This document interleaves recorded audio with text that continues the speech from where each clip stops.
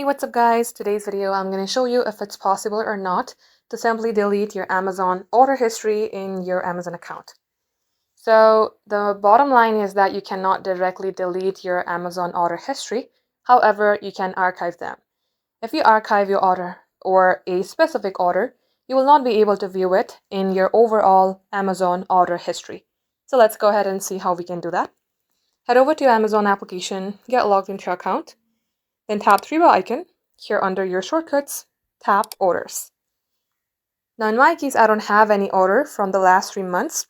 If you have any order, you will be able to see it right here. If not, you can also filter it out.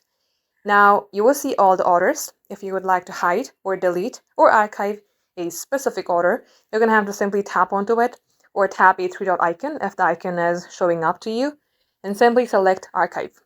Once it has been archived, it will be no longer shown in your order history. This is how it's done, guys.